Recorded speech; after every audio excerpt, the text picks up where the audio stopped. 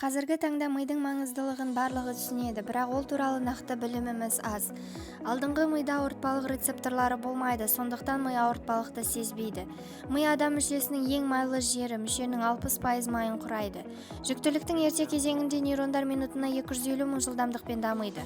Ақылдылық қызметіне жауап ретінде адамдар өмір бойы жаңа нейрондарды жасап шығарады. Алкоголь нейрондардың арасын жалғайтын процеске кедергі жасайды. Биіктік адамға көптеген қызықтықты көруге мүмкіндік береді.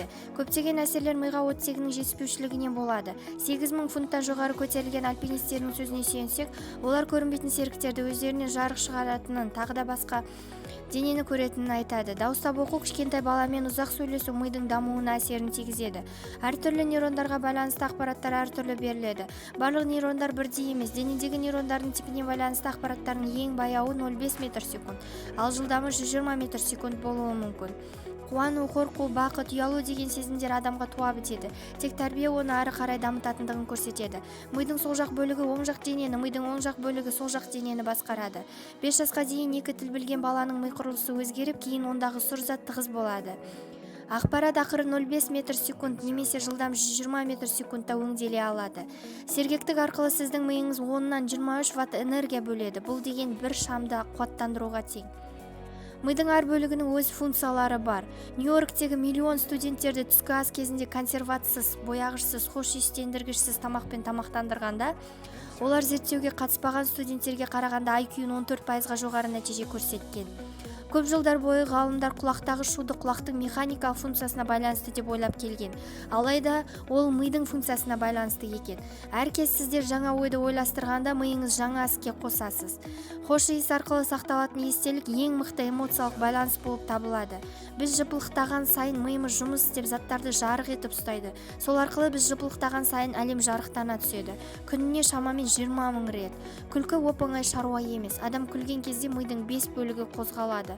Адамның ойына келетін ойлардың орташа саны 70 мың. Неліктен ұйықтаймыз? Бірінші физикалық, екінші психикалық. Кейбір зерттеулерге сүйенсек, ұйқы біздің қажет емес ойларымызды тазартады.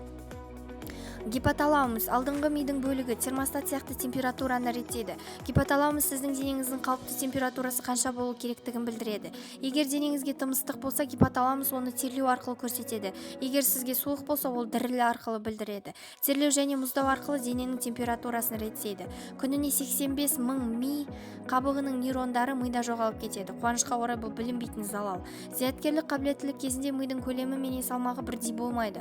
Мысалы, Эйнштейннің миы 1230 грамм болған. Тіпті адамның орташа миынан да жеңіл. Тірі ми өте жұмсақ болып келеді. Тіпті оны ас үйге арналған пышақпен де кесуге болады. Мида 100 мың миль қан таситын қан тамырлары бар. Лондонның барлық көшелерін білетін жүргізушілердің гиппокампы үлкен болады. Зерттеуде көрсеткенде ақпаратты көп жаттайтын адамдар миының бір бөлігі өсе береді екен. Ми оттегісіз 4-6 минут өмір сүре алады. Содан кейін өле бастайды. Егер оттегі 10 минут жетіспеген жағдайда мидың ауыр зақымдалуына әкеледі. Біздің миымыз бізді жиі алдайды. Ол заттарды шындыққа сай емес, басқаша қабылдай алады.